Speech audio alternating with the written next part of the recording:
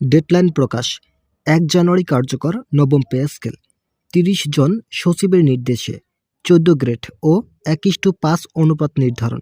অর্থ উপদেষ্টা এই বিষয়ে যা বললেন বিস্তারিত আলোচনা করার শুরুতে আপনারা অবশ্যই ভিডিওটিতে একটি লাইক এবং চ্যানেলটি সাবস্ক্রাইব করে বেল আইকনটি অল করে দিন। অবশেষে আজ ডেডলাইন প্রকাশ করা হয়েছে। ১:৫ অনুপাতে বেতন বৃদ্ধি করছেন সংশ্লিষ্ট কর্তৃপক্ষ। এছাড়াও ৩০ জন সচিবের নির্দেশে ১৪ গ্রেডে পূর্ণাঙ্গ তালিকা প্রকাশ করা হয়েছে। অর্থ মন্ত্রণালয় ও প্রধান উপদেষ্টা আজ প্রত্যক্ষভাবে একটি বৈঠকে অংশগ্রহণ করেন। সেখানে ৩০ জন সচিবের উপস্থিত ছিলেন। তারা বলেন, যদি গ্রেড সংখ্যা পরিবর্তন করা হয় তাহলে দীর্ঘদিনের যে বৈষম্য ছিল সেটা দূর হবে। একই সঙ্গে পে কমিশনকে বলা হয়, নতুন যে খসড়া প্রস্তুত করা হচ্ছে সেখানে গ্রেড সংখ্যা ১৪টি বহাল রাখতে হবে। এছাড়াও অনুপাত আকারে বেতন বৃদ্ধির নতুন যৌক্তিকতা তুলে ধরেন তারা। ১:৫ অনুপাতে বেতন বৃদ্ধি করা হলে সরকারি কর্মকর্তা ও কর্মচারীদের দীর্ঘদিনের যে সমস্যা ছিল সেটা এক নিমেষেই শেষ হবে। সর্বশেষ ৮ম বেতন স্কেলের পর থেকে আর নতুন কোনো বেতন স্কেল এই দীর্ঘ ১০ বছরে কার্যকর হয়নি, যার ফলে বেতনের যে বৈষম্য সেটা প্রকট আকার ধারণ করেছে। তাই অন্তর্বর্তীকালীন সরকার চাচ্ছে এই ধরনের সমস্যাগুলো থেকে দ্রুত একটি সমাধানের পৌঁছানো দরকার। বাংলাদেশের ১৪ লক্ষ সরকারি চাকরিজীবী ও অন্যান্য সেক্টরে সব মিলিয়ে ২২ লক্ষ চাকরিজীবীদের জন্য একযোগেই এই কাজগুলো বাস্তবায়ন করতে হলে কিছুটা অর্থনৈতিক ঘাটতি লক্ষ্য করা যাবে বলে নিশ্চয়তা দিয়েছে কর্তৃপক্ষ। তবে তারা আশ্বস্ত করেছেন এই ঘাটতিগুলো বাজেট সংশোধন করার পর পুষিয়ে নেওয়া সম্ভব হবে। যেহেতু সরকারি চাকরিজীবীরা তাদের দাবিগুলো জানিয়ে আসছিলেন দীর্ঘদিন থেকে, তাই আপাতত তাদের এই দাবিগুলো বাস্তবায়ন করাই হচ্ছে অন্যতম লক্ষ্য। ভিডিওটির এই মুহূর্ত পর্যন্ত এসেও যারা এখনও সাবস্ক্রাইব করেননি তারা অবশ্যই চ্যানেলটি সাবস্ক্রাইব করে বেল আইকনটি অল করে দিন। প্রধান উপদেষ্টা চাচ্ছেন সামনে নির্বাচন, তাই নির্বাচনে যাতে কোনো ধরনের সহিংসতা বা কর্মচারীরা আন্দোলনে না নামেন সেই দিকগুলো ভালোভাবে পর্যালোচনা করা, যার ফলে তাদের নতুন গেজেট প্রকাশ সহ বেতন বৃদ্ধির নতুন একটি তারিখ নির্ধারণ করা হয়েছে। আগামী ৩১ ডিসেম্বর প্রধান উপদেষ্টা নিজেই একটি বৈঠকের ডাক দেন। তবে বিভিন্ন সূত্র থেকে জানা যাচ্ছে ৩১ ডিসেম্বর বৈঠক অনুষ্ঠিত হওয়ার সম্ভাবনা ক্ষীণ, কিন্তু এখন পর্যন্ত ডেট পরিবর্তন করার বিষয়টি নিয়ে কোনো তথ্য প্রকাশ করা হয়নি।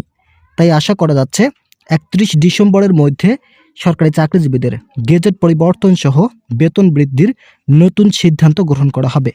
এছাড়াও থাকছে পূর্বের বন্ধ হয়ে যাওয়া বিভিন্ন ধরনের ভাতা নতুনভাবে চালু করার পদ্ধতি। বর্তমান সময়ে কর্মচারীরা সবথেকে কম হারে বেতন ও সুযোগ সুবিধা ভোগ করে থাকেন, তাই তাদের সুযোগ সুবিধাগুলোকে বৃদ্ধি করার জন্য প্রধান উপদেষ্টা নিজেই তৎপরতা চালিয়ে যাচ্ছেন। কেননা দীর্ঘ ১০ বছর থেকে কর্মচারীরা বিভিন্ন সময় বিভিন্নভাবে আন্দোলন করে যাচ্ছেন, কিন্তু তাদের কোনো সফলতা না আসায় ব্যাপক সমালোচনা শুরু হয়েছে। তাই এই সমালোচনা থেকে রেহাই পাওয়ার লক্ষ্যে পে কমিশন নবম পে স্কেল বাস্তবায়নকে খুবই গুরুত্বের সঙ্গে বিবেচনা করছেন। আজকের সকালে বৈঠকে ৩০ সচিব উপস্থিত থেকে নবম পে স্কেল বাস্তবায়নের চূড়ান্ত সিদ্ধান্তের কথা জানায়। তারা বলেন, কর্মকর্তা ও কর্মচারীদের মাঝে যে ধরনের বৈষম্য এখন পর্যন্ত বিদ্যমান সেই বৈষম্যগুলো যেভাবেই হোক দূর করতে হবে।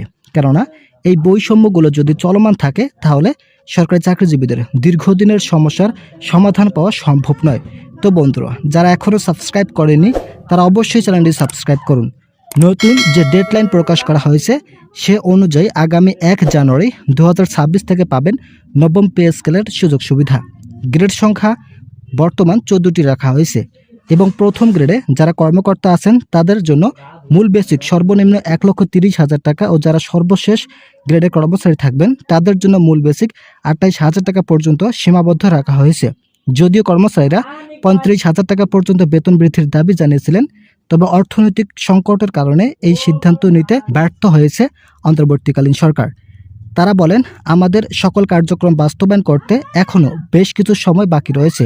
যেহেতু আগামী ৩০ ডিসেম্বর চূড়ান্তভাবে একটি বৈঠক অনুষ্ঠিত হবে এবং সেই বৈঠকে বেতন বৃদ্ধির নতুন রূপরেখা সম্পর্কে আলোচনা করা হবে, তাই এখন পর্যন্ত বেতন ২৮,০০০ টাকা পর্যন্ত রাখার নতুন সিদ্ধান্ত নেওয়া হয়েছে।